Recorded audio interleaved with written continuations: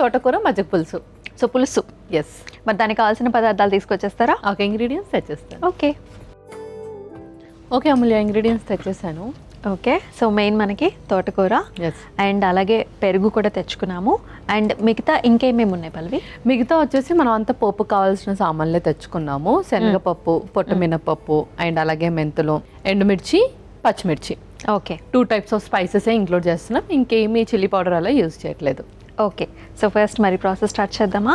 Okay, so first stove on చేసేయండి.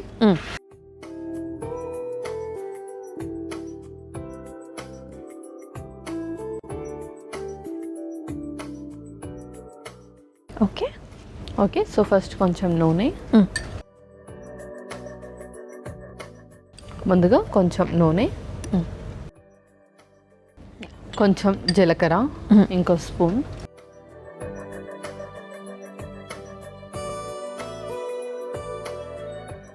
అలాగే కొంచెం ఆవాలు. ఓకే,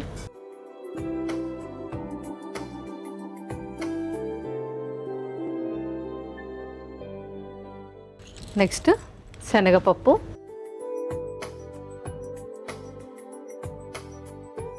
పొట్టు మినపప్పు,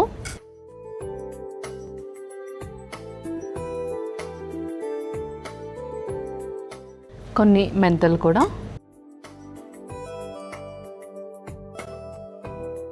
ఇప్పుడు కొంచెం ఎండుమిర్చి,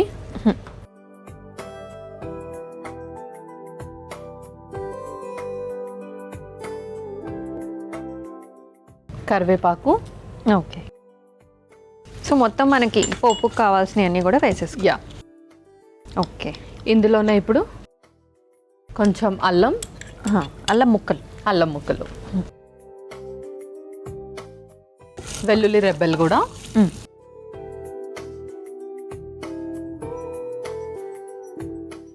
అండ్ పల్లవి మనకి ఇమ్యూనిటీ అనేది ఫస్ట్ మనలో లేదు అనేది యాక్చువల్లీ డిసీజెస్ అటాక్ అయినప్పుడు రిపీటెడ్గా అటాక్ అవుతున్నప్పుడు మనకు తెలుస్తుంది. ఆ విధంగా కాకుండా మనం ఎలా తెలుసుకోవాలి? సో ఇమ్యూనిటీ తక్కువగా ఉంది అన్నప్పుడు మీరు చెప్పినట్టుగానే ఏదైనా diseases back to back attack అయినప్పుడు, లేదంటే ఇన్ఫెక్షన్స్ తరచుగా వచ్చినప్పుడు, అంటే డిసీజెస్ అంటే ఏదో పెద్ద పెద్ద డిసీజెస్ రావాలనే లేదు, ఫీవర్ తరచుగా వచ్చినా, కోల్డ్ అండ్ కాఫ్ తరచుగా వచ్చినా మన ఇమ్యూనిటీ అనేది తక్కువ ఉంటుంది. అండ్ అదొక సిమ్టమ్ అనమాట. సో ఆ టైంలోనే మనం ఎక్కువగా మన ఇమ్యూనిటీని బూస్టప్ చేసుకుంటూ ఉండాలి. సో అంటే హెల్తీ ఫుడ్స్ అండ్ ఇంకా ఏమేమి చేస్తూ ఉండాలి? హెల్తీ ఫుడ్ అండ్ అలాగే physical activity and sleep quality of sleep అనేది కూడా చాలా ఇంపార్టెంట్. అది మనకు ఎక్కువగా ఎఫెక్ట్ కూడా పడుతుంది. మనం ఎంత ప్రాపర్ ఫుడ్ తీసుకున్నా స్లీప్ అనేది ప్రాపర్గా లేకపోతే హోల్ డే డిస్టర్బెన్స్గా ఉంటుంది. కాబట్టి డైజెషన్ మీద కూడా ఎఫెక్ట్ పడుతుంది. ఓకే, సో ఇమ్యూనిటీ అనేది ఓన్లీ విటమిన్ సి ద్వారానే వస్తుందా? లేదు, బ్యాలెన్స్డ్ డైట్ తో పాటు యాడ్ ఆన్ గా వైటమిన్ సి తీసుకోవాలి, కానీ ఓన్లీ వైటమిన్ సి కాదు, అది just for add on. So ఏదైనా సరే మనం బ్యాలెన్స్డ్ డైట్ అనేది తప్పకుండా ఫాలో అవ్వాలి. ఓకే, సో పోపు అయితే కంప్లీట్ అయిపోయింది పల్లవి. నెక్స్ట్ పచ్చిమిర్చి.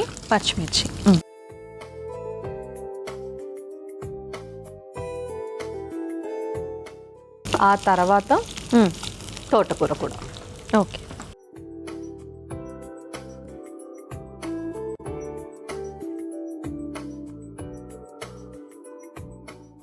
సో తోటకూరని మనం చిన్న చిన్నగా కట్ చేసేసుకుందాం.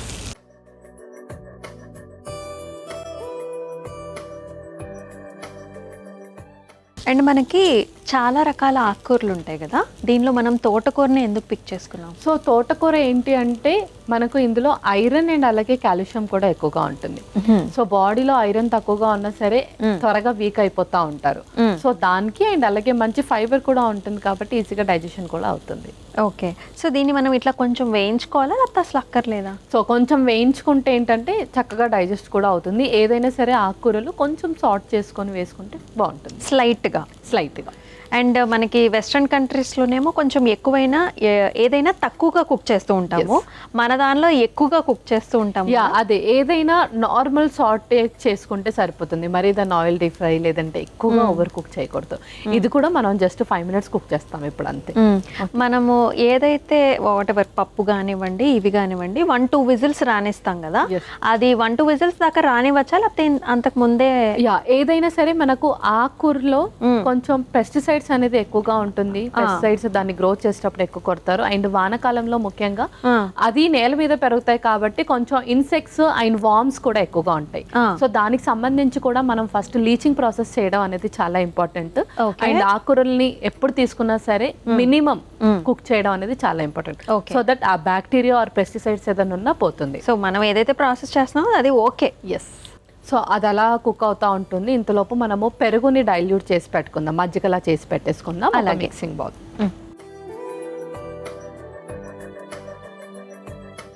సో ఇందులో పెరుగు అలాగే కొన్ని వాటర్ కూడా, కొన్ని వాటర్.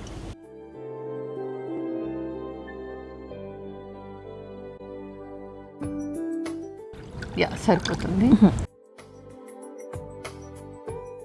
సో దీనిలో ఇప్పుడు ఉప్పు ఏమైనా వేసుకోవాలి? సో ఆల్రెడీ మనం అందులో వేసాం కాబట్టి ఉప్పు ఇందులో అవసరం లేదు. సో ఎవరికైతే బీపీ కొంచెం తక్కువగా ఉండి సోడియం లెవెల్స్ తక్కువగా ఉంటుందో బోత్ సైడ్స్ లో యాడ్ చేసుకోవచ్చు.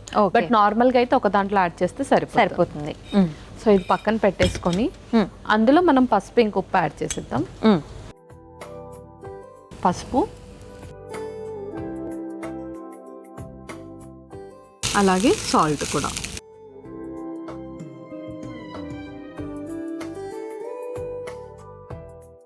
సో అది చక్కగా వేగాక మనం ఇంకా స్టవ్ ఆఫ్ చేసుకొని మజ్జిగలో యాడ్ చేసేసుకోవాలి.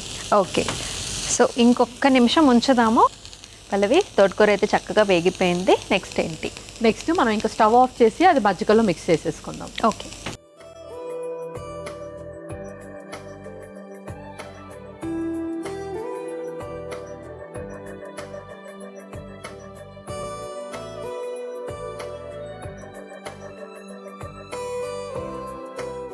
సరే, ఇది ఇప్పుడు మనం సర్వింగ్ బౌల్లోకి తీసేసుకుందాం. ఓకే.